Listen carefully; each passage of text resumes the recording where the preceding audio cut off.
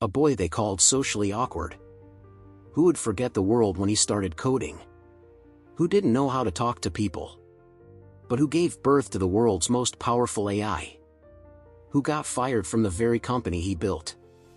And was brought back to the same chair just days later?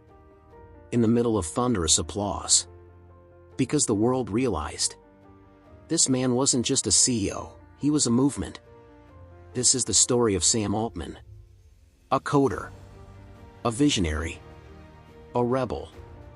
And perhaps the architect of a future where humans and machines become one. The man Elon Musk once doubted. The man the world once underestimated. But whose dreams go beyond the future, all the way to Mars. Today, we'll talk about the journey of the man who took ChatGPT to every corner of the world, and whose mission is to make humanity superhuman. Chicago, USA. A Jewish middle-class family. And an 8-year-old boy who would spend hours in his room with just a computer screen for company.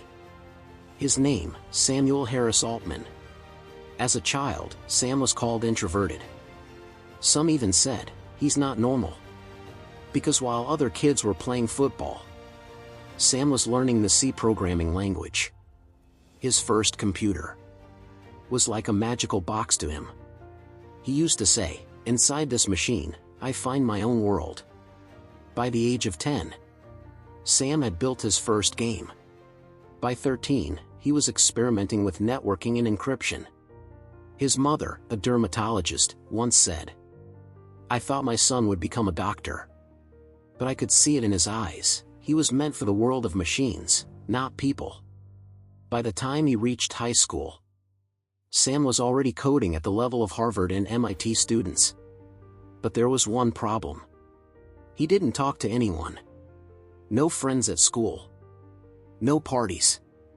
No sports. Just silence. Just screens. Just code. And then came Stanford.at Stanford. Sam Altman joined computer science. But he was the same. Silent, focused, brilliant. His roommate once said, Sam coded for 2 weeks straight in the same hoodie, without a single break. But Sam had something else in mind. He didn't just want to study. He wanted to build. He had an idea in his head. An app for location-based social networking. Way ahead of its time. This was 2005, Facebook was just beginning to grow. But Sam was already thinking 10 years ahead, when he pitched the idea. Most people laughed. What is this? Who's going to use a location app? Facebook or Google will crush you. Sam said nothing. But there was one place where someone finally listened. That place was called Y Combinator. And that was the next turn in his story. A major turning point. But before we go there, get ready for a twist. Because as easy as this journey sounds, Sam Altman's path was anything but easy. Sam was barely 20. With a vision in his head and fire in his eyes, he walked into the offices of Y Combinator, a brand new startup accelerator. Back then, YC was run by Paul Graham, a visionary himself. When Paul heard Sam's idea, he didn't laugh. He leaned forward and said, "You're in." Sam was selected in the first ever YC batch. Got $6,000 in funding, a small check. But it was everything to Sam. He dropped out of Stanford, set up a tiny office, hired a small team. They worked day and night. No weekends. No excuses. Just pure obsession. Launched. People liked it. They were tracking friends. Sharing locations. It was a glimpse of the future. But success didn't last. Big players entered the market. Google, Facebook, even Foursquare.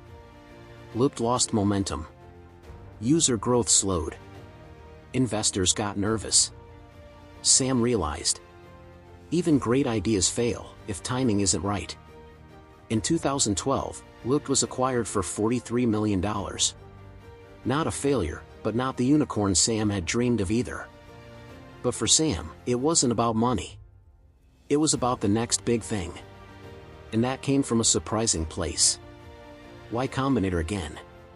After looked, Sam wasn't sure what to do. But Paul Graham, the man who once bet on him, had a new idea. Why don't you run YC? Sam was stunned.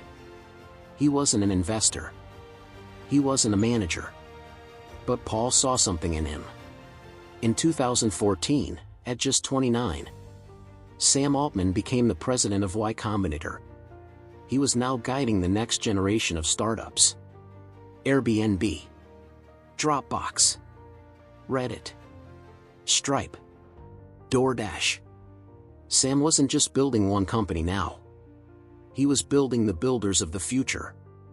But deep inside, Sam wanted more. He kept saying, I want to solve the world's biggest problems, not just fund them. Sam joined hands with some of the brightest minds in tech. Elon Musk, Ilya Sutskever, and others. They launched something bold. Not a company. A mission. To make sure artificial general intelligence, AGI, would be safe, accessible, and wouldn't be controlled by just a few corporations. It was a non-profit in the beginning. No ads. No IPO dreams. Just one mission. Build AI that benefits all of humanity. People said they were dreamers. Some said, it'll never work. Even Musk would later leave, doubting its path. But Sam stayed. He believed. He saw something others didn't. And quietly, he started building.